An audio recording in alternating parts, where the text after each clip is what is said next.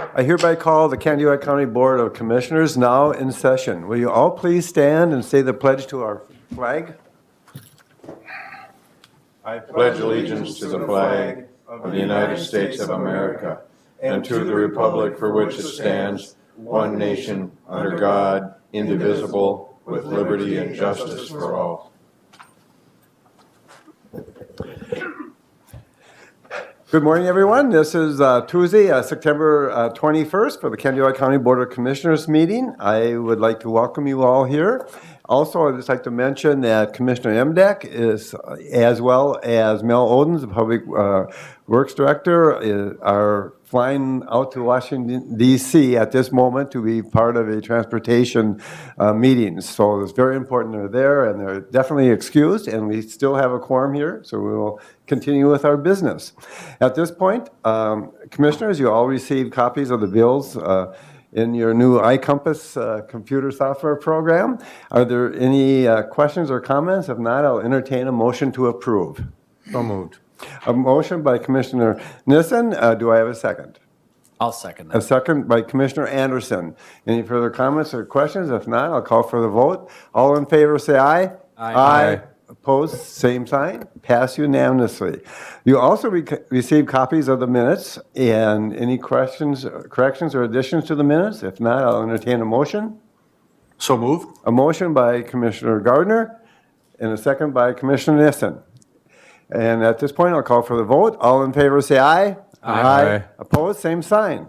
Now, at this point, I am going to recess the Candidac County Board of Commissioners meeting, and I am going to open the Candidac County Drainage Ditch Authority Board. And I would like to call on Mr. Ingleby and Mr. Kavanaugh. Good morning. Good morning, Mr. Chairman and members. Thank you for your time. I have before you today a joint powers agreement that we discussed a little bit about two meetings ago. And this is in reference to the Timber Lake outlet structure, which is on County Ditch 37. And that outlet structure is beyond its usefulness. So the Department of Natural Resources and Ducks Unlimited are willing to put forth a huge effort and funding that replacement of that structure. Now, since it's on a county ditch, as part of the ditch system, this joint powers agreement would then simply allow the Department of Natural Resources to manage the water levels in Timber Lake as they see fit based on a management plan that's also a part of this agreement. So I've read through the agreement. Mr. Baker read through the agreement, and we feel that it's a pretty much a canned agreement. It's pretty simple, and I would support entering into this agreement. And we have Josh Kavanaugh here with the Department of Natural Resources that could answer any questions if you have. Lauren, do we want to put the map up just to show the public where you're talking about? Sure.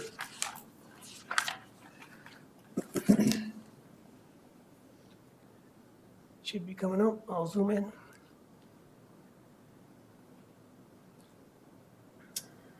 Just so the public are watching, they can kind of Sure. see what you're talking about. Timber Lake is in Colfax Township.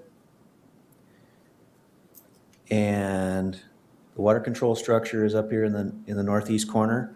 You can see the county ditch that exits the lake bed.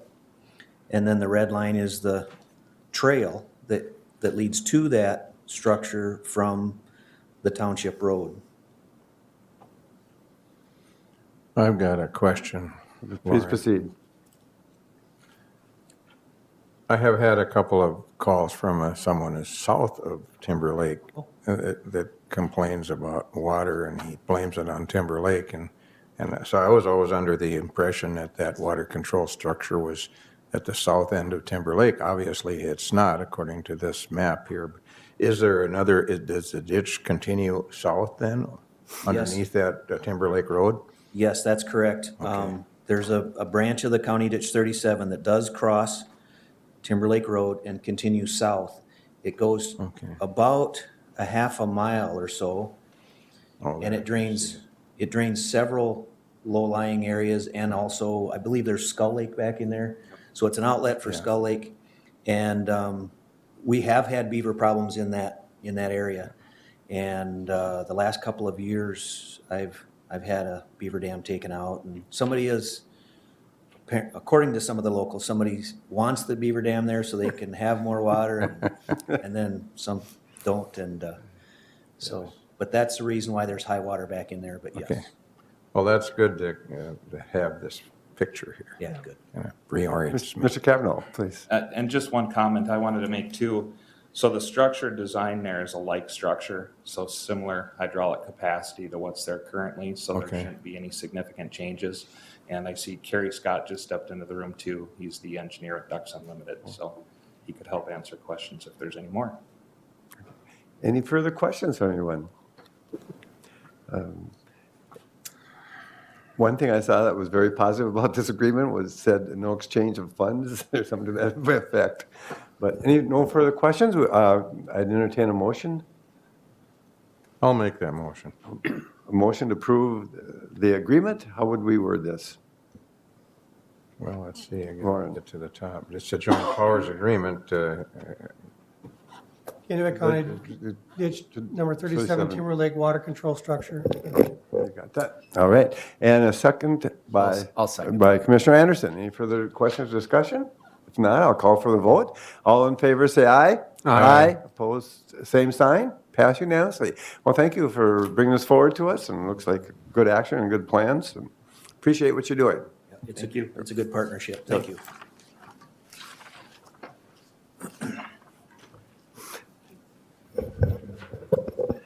And 1 second, I'll quickly sign this for you, and Karen will need a copy of.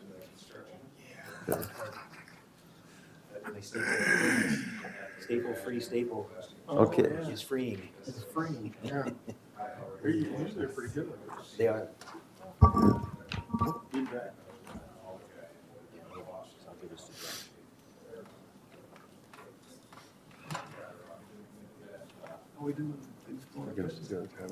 Okay.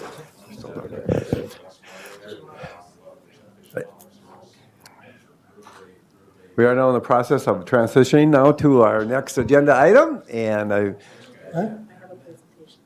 would like to call on Candiway County Administrator, Mr. Kleindahl, and County Small. And we have a discussion and a recommendation about broadband for Prinzburg. Am I correct? That is correct, Mr. Chair. So I gotta get to that. Set up here.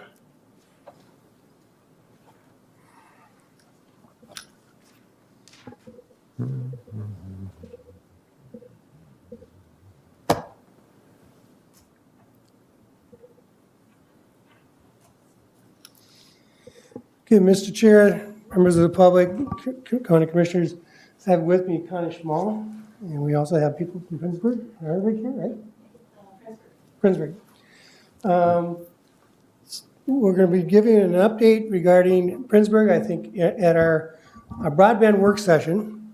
The broadband committee gave you a synopsis of several projects that they're going to be working on and bringing before the board a request for ARP dollars.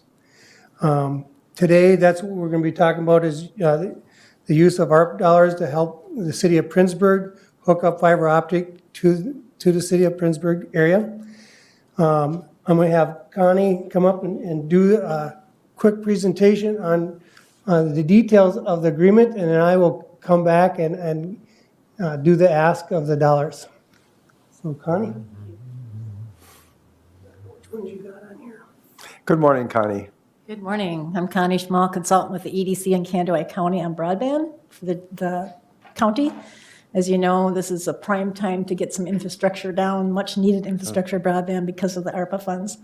So I've been commissioned to find as many providers I can and projects I can to get this deployed throughout the county. How do I find my presentation, Larry? The main reason I bought a presentation is there's some mapping on there. I think that's going to be significant in showing you what's happening in the city of Prinzburg. You not seeing your presentation? You're not seeing the flash drive? Should be able to get there. Should just pop up there. Email. This is what we don't know for this morning. Not one of the past. Yes, isn't it wonderful? All right.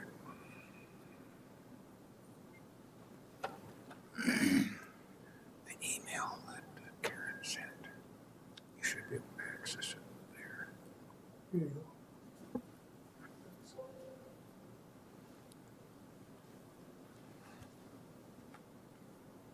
Technology is great sometimes. Why we love Oh, there this, we go. Why we love this digital world. We'll never Yeah. know, huh? But that is today. So we and- are and- talking about fiber high-speed broadband for the city. of Okay, Princeton. you have two guests, and I I do. think Mr. Kleindale said, would you please Yeah. repeat the names for the I public? will do that. Roger introduce 'em? Ehrenhaus, the mayor of Princeburg, is Roger. here. And with him is the city council member Greg Bonema. Great, okay, So welcome. grateful to have him. I also talked to Mark Arvig, who is representative for, Mark Burkholz is representative for Arvig, which is the provider that's willing to do a project in the city of Princeburg. Okay. And I tell you what, the number one thing we're depending on now, besides money, is a provider. We have to find a willing provider to get these projects out and moving. We're grateful that Arvig has looked at this project and is interested in doing a fiber project. Okay.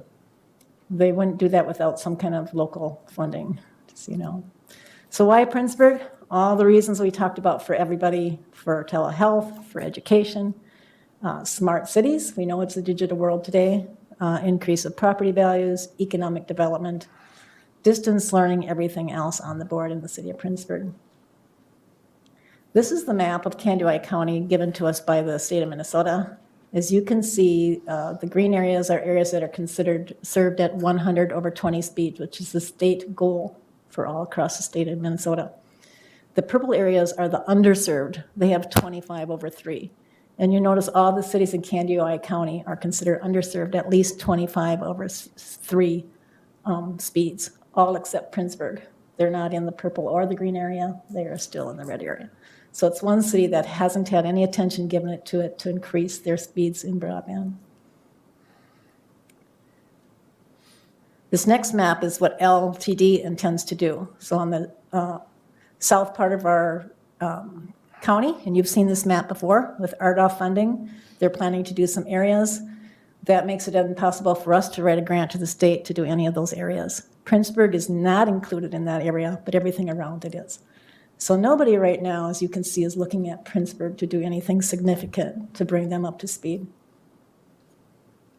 I think I'm going to have Roger come and talk to what he's heard from his constituents and what they're doing at a city council level to get broadband into city. Okay.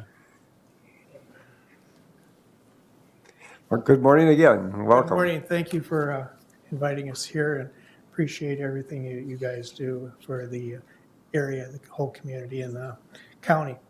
But yes, I've been on city council for about 10 years, and I've just become the mayor of our little community. And in the course of conversations around town, and call it Sunday after church or whatever, inevitably the internet topic comes up. And Frontier is the primary provider to town, and they just haven't been able to keep up with the needs of the community and the surrounding area. LTD has tried to do some, but that's a wireless, as MTV also is wireless, and they just aren't able to meet our needs as we feel would like to have. So we appreciate the opportunity, and we're looking forward to working with Arvig on this project. The city itself is committed to putting money into it. We're looking at a tax abatement process to finance what we would be considered our portion of the project.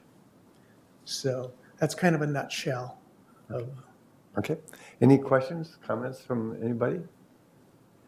I have one question. Commissioner Anderson. Will this, if it's adopted, will it be able to be branched out into like the rural areas, or maybe that's not, maybe you're not the person to ask on this? I wouldn't be the one to answer that Okay. that All question. right, maybe Connie I'll can. defer to Connie. Okay.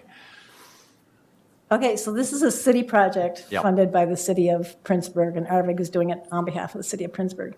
If you look at this blue map again that's up right now, anything around there is LTD areas, and because the federal government is saying LTD gets to do these with RDOF money, we really can't come in with any other funds or projects and go to the areas around. All right. I'd like to. Yeah. There's townships around that are begging us to do a project, but we're being held up right now with this federally funded proposed project. Okay.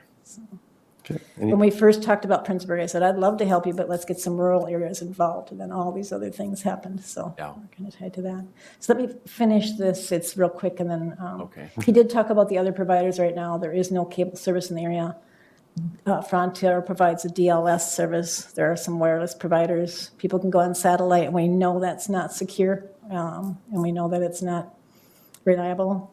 And then your cell phone hotspots with Verizon, AT&T, T-Mobile, and Sprint are very expensive, and you have some bandwidth that students can't do distance learning with that. What we're looking at is $1 million project. We had based all the cost at 209 locations. It looks like now there could be some more. If you'll see in the agreement, Arvig changed it from 209 locations to whatever locations there are in the city of Prinzburg. We'll do them all. And looking at that difference, they didn't increase the cost.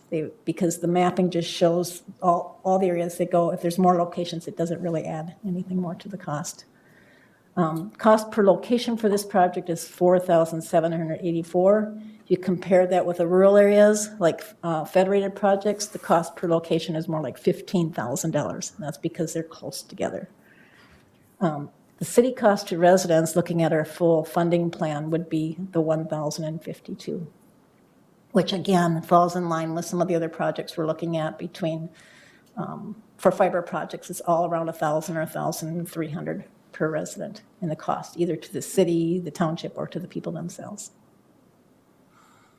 This is our funding plan right now, projected financing. We did talk provider Arvig into doing more they were going to do in the first place. So they're at 45% or $450,000 for the $1 million project. It says in the agreement, any costs above this $1 million becomes their cost. They know that. They're okay with that. We are asking Candido County today to approve ARPA funding in the amount of $330,000. The city of Prinzburg will use $45,000 of their ARPA funds, which is 75% of their ARPA funds. And then the city of Prinzburg will assess, or like the mayor said, $175,000 for the residents to pay on their taxes. They'll use the other 25% of their ARPA funds or whatever money they have to use for their own legal and accounting fees. The timeline for this is to try to have everything signed, the agreement, in October of this year. Do public meetings and public education October through November, and construction would start in the spring and be done by December of 2022. So I am here today to request that $330,000, just basically to talk about where that amount came from. It is 33% of this project. We looked at the ARPA funds the county has at $8 million and asked that we, at this time, secure 50% of that towards broadband for the projects we have that are in place or look like they're going to happen. And this would be 33%. Our federated project was 14%, but we are securing that project as a state border-to-border project. And we don't want these other projects to go to border-to-border. It decreases the chances of the other one being funded. So we need to put a higher percentage of our own funds into this. Thank you very much. Commissioners, we've all been to a Association of Minnesota Counties conference. It was interesting to talk to some of the other counties and how they're dealing with the ARPA funds and broadband. And as you all know, our board is very committed to broadband, and we do want to see that the whole county eventually get it, and whatever we can make it possible. I just really like to add, listening to how some of the other counties are negotiating with the providers is somewhat different than we're doing. And I really like the idea that here in Candido County that we're looking for buy-in from everybody to some degree. And we're all at the table negotiating this.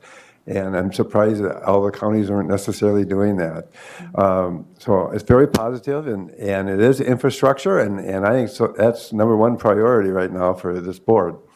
Any further questions or comments? Otherwise, I'd like to entertain a motion to approve this fiber optic infrastructure agreement with Prinzburg and Candido County. Mr. Chair, I would like to make that motion. A motion by Commissioner Anderson and a second by Commissioner Gardner. Any further questions? If not, I'll call for. I would just want to say one thing. I wish we could, branch out more, but I understand the regulations and stuff. It's just unfortunate that we can't get more I'll out let you know. there. I will bring more projects So- before you, I promise that. Awesome. Yeah. Okay. Well- Anderson, just so you know, as we talked at previous board meetings, we're gonna be looking at your part of the county as well. And it just, wherever we can, Yep. we'll be working on it. It's just that we're limited by what the laws are. Yep, I understand that. It's frustrating, but it's good to get moving on some of these projects anyways. And I think Canada County kind of dealt a hand of cards that we have to do with what we have here for providers at this point. And every county is so unique and different, and it's a little more challenging for us, but we're getting there. Any other comment? I'll call for the vote. All in favor of approving this agreement, say aye. Aye. Opposed, same sign. Pass unanimously. Well, thank you. Thank you. Thank you very much. And just so for the board's information, again, I'll be working with Kennedy and Graven to work on the sub-recipient agreement for Arvik. I did send the agreement that Connie has worked with the mayor and Arvik already to them. But just so you know, if you see that bill, that's what that. Oh, okay. So no surprises. Okay, thank you very much. We're very transparent. Okay. Thank you very much, Connie, for coming and presenting this, and Mayor and Council Member, thank you. And good luck, and hope you can get it quickly. We'll get to see your meeting information quicker on the internet. There you go. Yeah, there you go. Thank you Okay, so thank much. you again. At this point, the next agenda item is approval of remote work policy for Candioi County. And Mr. Kreindall. Mr. Chair, Commissioners, members of the public, county employees who may be watching this, I'll give you a little background, and then I'll turn it over to our Human Resource Director, Connie Mort. We've been working on the remote work policy for several months now. We had a committee of from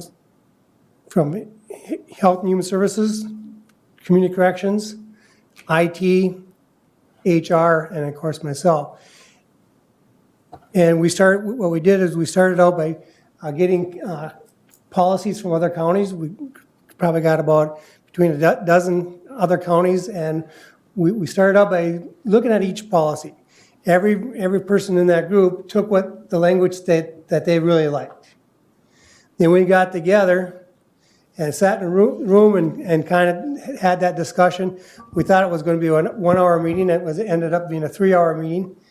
Connie then took that rewrite and did another draft, put all the language back in, and then we met again and talked about wordage and language. And then after that process, we sent it to a select group of department heads and supervisors. They went through and made us recommendations to us. Then the committee met again, took their recommendations and melded it together. And then we met with line staff and union members, had staff go through it and discuss it, put their input in. We then met as a committee again and made one final reading, made sure the language was consistent all the way across the board. This is a policy, I don't know if we've ever worked on a policy as much as we worked on this one, but we wanted to get it right. And this policy is, I think, is a good one. I believe we've done our due diligence. Not everybody's going to get to do this. Because of the work we do in Candioi County, not everybody is going to be able to work remote. Some of the things we required in the policy that Connie will cover with you, we still got to have staff coverage. This year policy is geared toward us as an employer. It's a privilege to work remote. It's not a right. And that's going to be difficult for some people to understand. For example, if I was supervising somebody and I left, those people that were under me that were working remote, they would have to start over again with a new supervisor and reapply and to work remotely. So I'm going to turn it over to Connie, then I can answer any questions you may have afterwards. But Connie, you want to give your show? Good morning, Connie. Good Welcome. morning. Thank you for having me. Wanted to talk a little bit about the remote work policy. Like Administrator Kleindahl had talked about, this has been a long process, and we took some time in doing this policy correctly. There's been a lot of counties across the state that have developed remote work policies, as you probably are aware, due to the COVID pandemic and the necessity for people to be able to work at home. So we did this, and as Mr. Kleindahl's talked, we were working with a lot of people. We got a lot of input. We had 8 revisions of the policy that I have a little subset in my directory for the remote work policy, and it's a full page of all of the different policies that we collected, took pieces from, did revisions from all of the input that we received from across the county, and then came up with this final revision that was sent out to you last week for your review as well. So just starting out with the policy, we'll just go section by section. On section A, it talks about the purpose of the policy.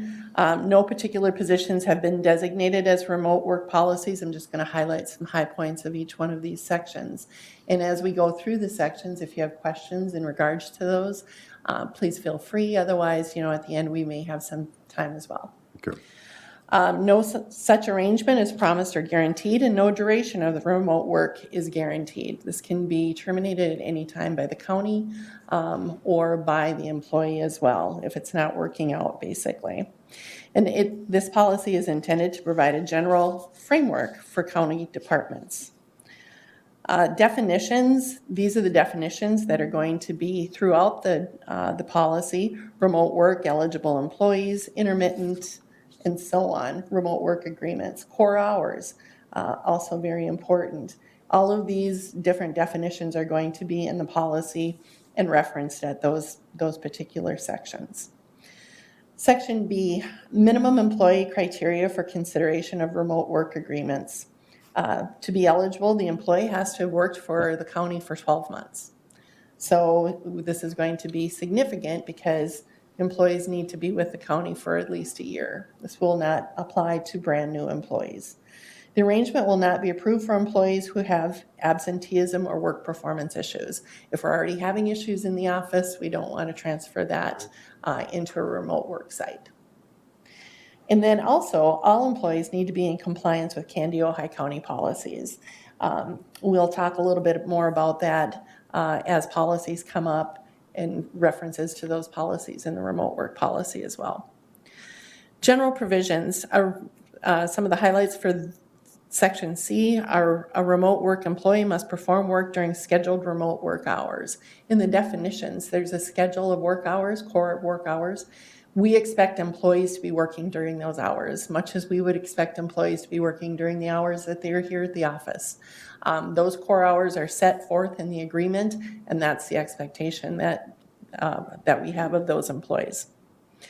And employees approved for remote work will be expected at a minimum to come to their official work site once a week to pick up different paperwork, submit different paperwork, confer with their supervisors and coworkers. So that would be here, more than likely here at the office once a week. So they won't be remote for months at a time period. They will need to be able to check in once a week. Under job suitability criteria, I have all of the letters highlighted there to talk about, because these are all of the things that we have the expectation of our employees to do. Remote work will not result in decreased internal or external customer service. We have the expectation to maintain the level of customer service that we currently have, and that expectation must be met. All the work will consist of duties that can be fulfilled through remote work. Does not increase or disrupt the workload for other staff. This must be contingent on keeping a good staff relationship with the rest of the department. The needs of the employee's work team and department and team responsibilities are conducive to remote work. And if the employee changes job duties, they must reapply for remote work, much as what Mr. Kleindall had alluded to before, is if a supervisor were to move or there is a new supervisor for the department, so as the remote work employee, if their job duties were to change or if they were to take a different position, they would need to reapply for that remote work agreement. It would not transfer with the employee. It would be subjective to the job. Under Section E for mileage and travel time, this was the most discussed section in the employee group, in our last group, because it talks about reimbursement for mileage. And this is something that we spent a lot of time on, and talking about mileage from the work site to a client's site, from the remote work site to the official work site here at the office. Those are all things that we had to talk about and decide, because as you know now, mileage from your home to the work site, official work site here, is not reimbursed. And so we had to take each situation. Okay, so if I'm called into a meeting, am I going to be paid for mileage? If I am going to a client's house from my remote workplace, will I be paid for mileage? So all of those things were addressed, and that was a major concern for the employees. And we got some very good input on their thought processes as well. Under Section F, technology minimum requirements, employees' internet connection must be secure, high-speed, broadband, and reliable. We just had the discussion about the Prinzburg project that's very applicable to what we're looking at here. Not all employees, unfortunately, are going to have access in their remote workplace for applicable internet access, and that's going to be a consideration on whether they're going to be able to have a remote work agreement. The remote worker must not use county-provided equipment for personal use, nor allow non-authorized personnel to use county equipment. This is again a kind of a common sense thing. We don't encourage it. We don't allow it on equipment that currently the employee uses, and it would remain the same for that equipment that exists at their remote workplace. Under Section G for inventory, we'll look at that a little bit. If you did take a look at the remote workplace agreements, you'll see that there's a section in there for inventory, and it's quite detailed. There'll be serial numbers and descriptions of all of the equipment that's been assigned to the employees, and that will be kept in the IT department.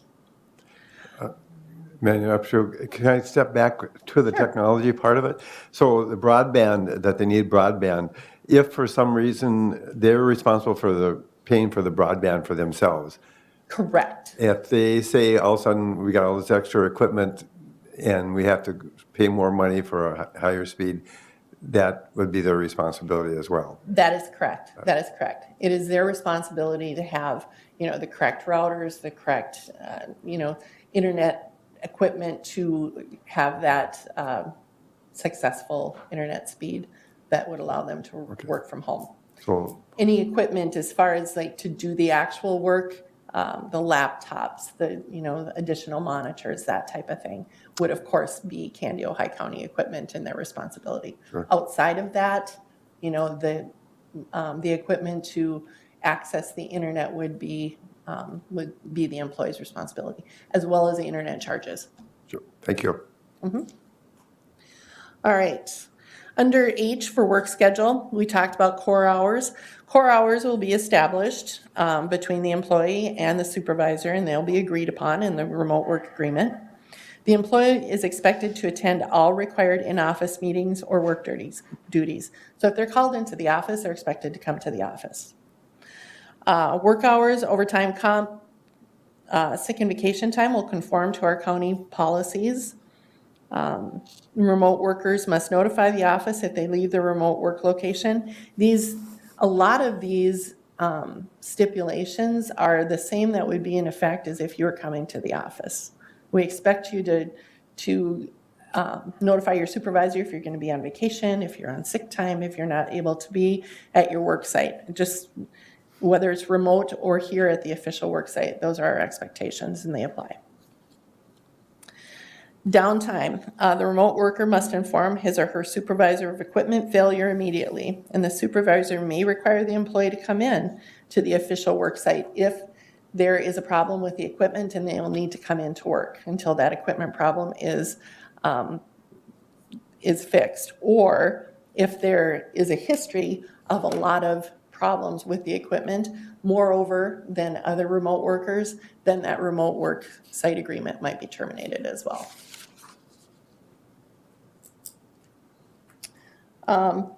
Also, under that section, employees may not conduct in-person customer-client meetings or interviews in their home.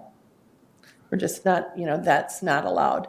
As part of the position, some employees may be required to visit clients' homes, but under no circumstances should a client come to their home. Worksite criteria under Section J. The biggest thing on this is that the employee's remote worksite must be within 60 miles from the employee's official worksite and under no circumstances outside the state of Minnesota, okay? So our thought process on that is that the employee must be able to report to the official worksite, to the office within an hour's time.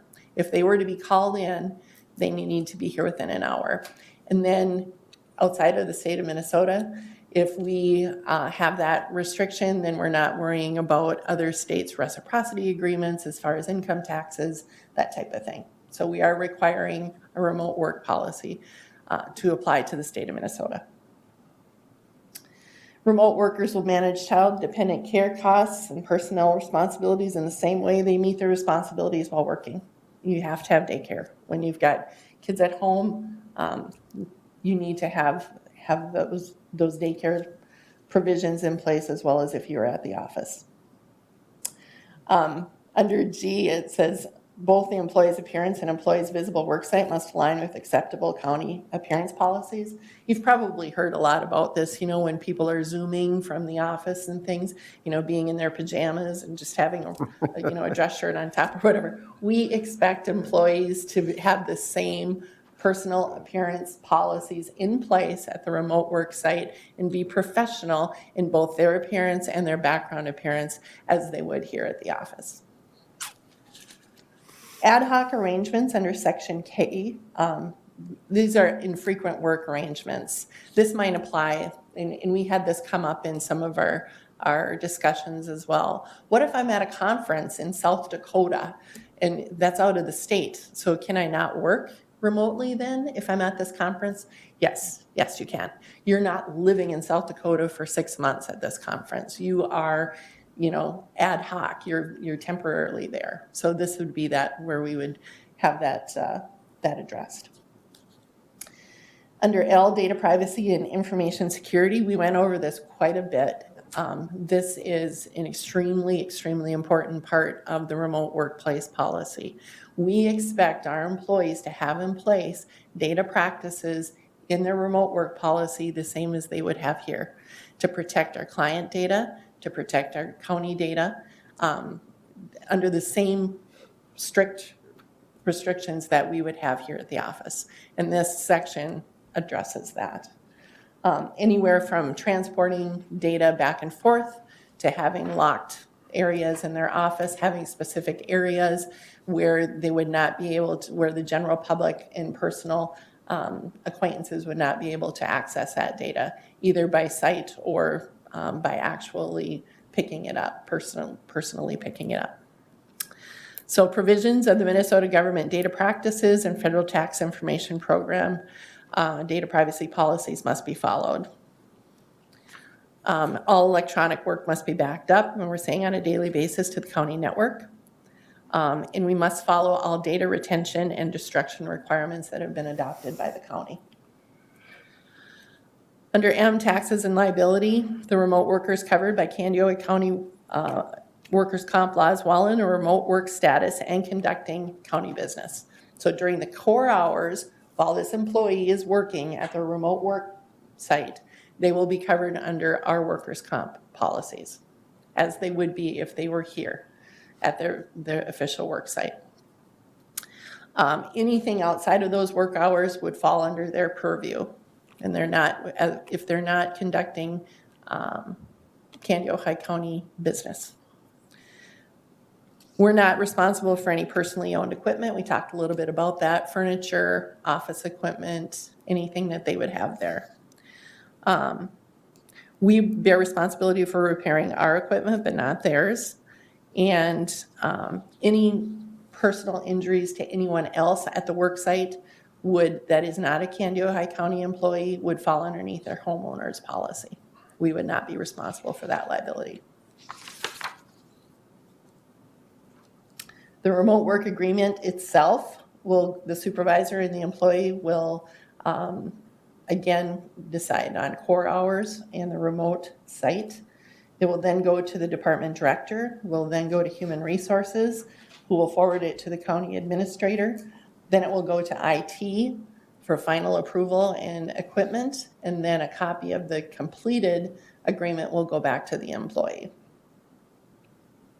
There will be a 3-month trial period. At the end of the trial period, the employee and supervisor each complete an evaluation and see if this is working out. The county will evaluate the effectiveness of this remote work policy annually. We realize this is a brand new thing for us.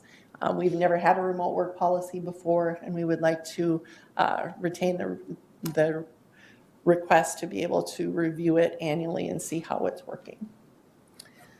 The supervisor will be responsible to ensure all Candiota County equipment has been returned, and nothing in this agreement guarantees employees a remote work arrangement. This is a privilege. It is not a right. It will be decided on a case-by-case basis. All right, so that is the end of the policy itself. Any questions on anything there? I know it's a lot. It's 8 full pages of text. I'm shocked at how many details you have to get into for something like this. I had no idea until I started reading through this. I can see why you spent a lot of time on this. And unfortunately, I think it's a necessity that we address a policy like this. We need a policy. We found out with COVID that we have to go down this road. I'm kind of old school, and I think people should be in the office, and it's really valuable to be in the office, and you communicate so much better, and you learn more and all that, but we do need a policy, and we need to look at this and see if we can make this work. One of the questions I had in these checklists you go through, that you sit down with the person and then there's no on-site check or anything like that. They just, There can be, Oh, yes. okay. And we can do, and the supervisor can choose to do that, via Zoom, virtually, Okay. To check that out. And I think that on the second page we've got the effective communication and collaboration. That's where you're going to sit down and talk with your employee and, check mark each one of these points. Then on the opposite side of that page, we have the remote work office evaluation checklist.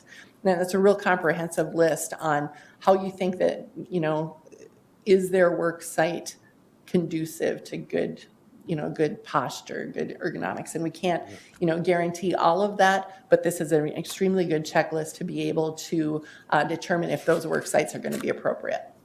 Supervisor can stop in at the place anytime to check in and monitor their worker. Okay, that's a good idea. It sounds very good. Mr. Chair, oh. I have one comment. Please. I like the idea that you have where they got to be within 60 miles from where they work. And then also that they got to check in once a week, because then, then it can alleviate any kind of possibility that somebody might be working from Hawaii or something like that. So that's not an issue now. Right. Yeah, thank you. Yeah, we've had board members or Zoom meetings with commissioners, and they've been in like Hawaii or someplace as Yeah. well for the meeting. But one question I had before I call on anybody else, please. Union, is this going to affect the union contract we have at all? Or any does not. concerns at all? It does not. And because this is in our policy, this is in our handbook, this is our policy. It is over and above any collective bargaining agreements, because it's not addressed in any CBAs, any collective bargaining agreements at this time. And we did have union representation at one of our meetings, so we were able to good. to speak with them, and they were aware of the policy that's going into place. You've covered a lot of bases on this. Which is not all right.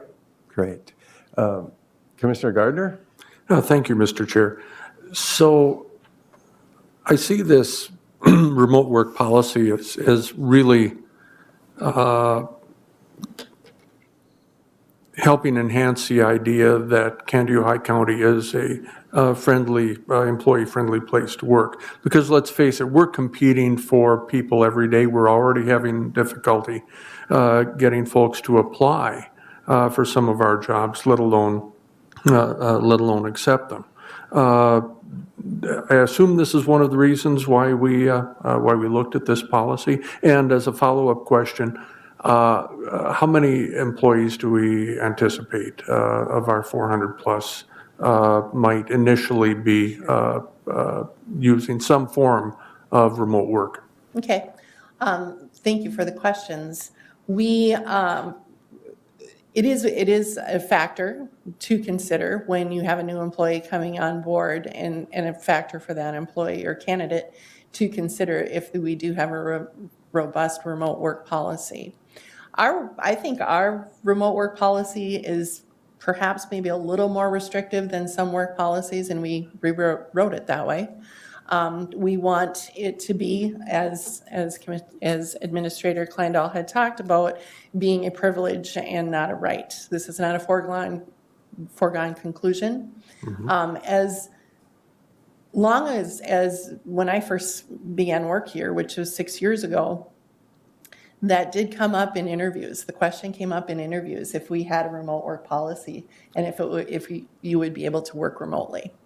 And right now, the way the remote work policy is listed, we have, if you only would apply for a remote work agreement if it were conducive to your job. That's going to really cut down the amount of employees that we're going to be able to even consider for a remote work policy. And when we first started working on this policy, we looked at those departments. Health and Human Services would be one of those departments. Community Corrections would be one of those departments. There's going to be extreme departments in the county that there's no way that they would be able to work remotely. All of law enforcement, for example. Public Works, none of their work is remote, and for other departments as well. So it's going to be limited to what is actually going to be applicable. And then also our policy does state that no more than 50% of any department may work remotely at one time. So to answer your question, how many? I would say this is truly a guesstimate, 30 to 50 out of 400 and some employees. Thank you. Commissioner Nissen. Well, first of all, a very thorough explanation, a very thorough policy. I'm concerned a bit about possible dissension when someone who feels that they're capable gets told, no, we don't think you are, or their friend is working from home and they're not, and they consider themselves to be equal. I see that as a management thing that will come up. And so I assume you folks are aware of that and have thought about that. But it's very thorough. It covers a lot of the bases. And I think it's a good idea if we're going to do that at all. We need a policy like this. It really, figuring out what that person is doing at home as a supervisor would be a difficult thing to me. But I guess they have to turn out the work, and as you've said before, in my view, and since it's close to my heart, is the customer service has to be the foremost thing. And when you're working from home and can't see clients, that's not going to work. So certain folks are going to have to come to work because that's their job, and we want to take care of our customers. Yeah, absolutely. And that's why throughout the policy, I think that it's come up more than once. It's intertwined throughout the policy that a lot of our concern is going to be both in our customer, making sure that our customers get the same amount of work and the same amount of attention that they would get prior, and from an official work site. That is a concern that we had, and it was one of the things that we talked about extensively when we were looking at developing this policy. And then also, having the stop gaps in there, the 3-month evaluation of the agreement. If it's not working out in 3 months, and if it's not, sadly, supervisors have the daunting task of being able to or having to evaluate work and evaluate work sites and evaluate performances. And that will extend to this remote work policy as well. They struggle with that here. And if, that is going to continue to be a responsibility for a remote work policy as it would be here. We did learn during the COVID that some employees became much more productive. You have less disruptions, they're able to focus and get paperwork done without interruptions. So there is advantages. I don't want to paint this as a negative thing. I'm really positive, but I want to use the conservative approach to send the message that, yes, we know this is going to be beneficial to employees, but we want to be sure that the customer services, the reason why we're in the business, is met, and that you as a team member continue to be a team member. Yeah. Very, very well put. Another question I have for the county is a fiscal impact of this at all. Will this cost the county more to do something like this, or significant enough? We're looking at Because of time spent, all this planning and going through all the setups and stuff like that. I think that we're going to have, as we implement the policy and as supervisors have gone through the first couple of requests for remote work policy and have done the checklist, I think that the process will become smoother. Will we need to work out some details? We might, need to do that. And then also we look at the possibility of different equipment and things like that. We went through all of that when we had a lot of people working remotely during COVID, during the pandemic.